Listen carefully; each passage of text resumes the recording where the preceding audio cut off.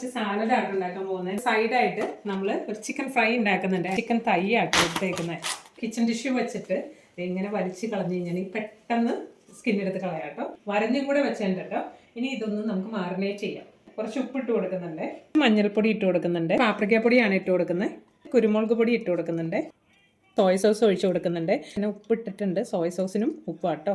Chilli flakes ഇട്ട് കൊടുക്കുന്നുണ്ട്. ഇത് നന്നായിട്ട് കൈ വെച്ചിട്ടാണ് നമ്മൾ മാറിനേറ്റ് ചെയ്യണത്. അതിൻ്റെ ഇടയ്ക്ക് ഇത് ഇവിടെ ഒരാൾ എൻ്റെ മഗ്ഗിൻ്റെ അകത്ത് കയറിയിരിക്കുന്നുണ്ട്. ഇത് അവിടെ ഇരുന്ന് വാച്ച് ചെയ്യുന്നുണ്ട് കേട്ടോ. കുറച്ച് കോൺഫ്ലേക്സ് പൊടിച്ചെടുക്കണേ. പ്ലേറ്റിലേക്ക് ഇട്ട് കൊടുക്കുക കേട്ടോ. നമുക്കൊരു പാൻ വെച്ച് കൊടുത്തിട്ട് നമുക്ക് ചിക്കൻ ഫ്രൈ ചെയ്തെടുക്കാം കേട്ടോ. കുക്കിംഗ് ഓയിൽ ഒഴിച്ചു കൊടുക്കുക. ചിക്കൻ ഈ കോൺഫ്ലേക്സിൻ്റെ അകത്തോട്ട് നന്നായിട്ടൊന്ന് ഡിപ്പ് ചെയ്ത് കൊടുക്കുക. ചിക്കൻ അവിടെ ഇരുന്ന് ഫ്രൈ ആവുന്ന സമയം കൊണ്ട് നമുക്ക് സാലഡ് ഉണ്ടാക്കാം കേട്ടോ. ഇതിപ്പോൾ സീസർ സാലഡിൻ്റെ പാക്കറ്റാണ്. ഈ ഒരു പാത്രത്തിലേക്ക് ഇട്ട് കൊടുക്കുവാണ്.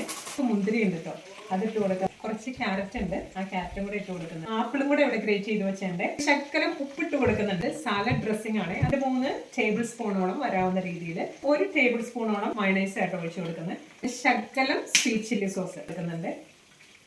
ക്രൂട്ടോൺസ് ആട്ടോ ഇവിടെ എല്ലാവർക്കും ഇഷ്ടമുള്ള ഒരു സാധനമാണ്. നല്ല ടേസ്റ്റ് ആട്ടോ അത്. നന്നായിട്ട് അങ്ങ് മിക്സ് ചെയ്ത് കൊടുക്കാം. ഇപ്പോൾ ചിക്കനും കൂടെ കോരിയെടുക്കാം.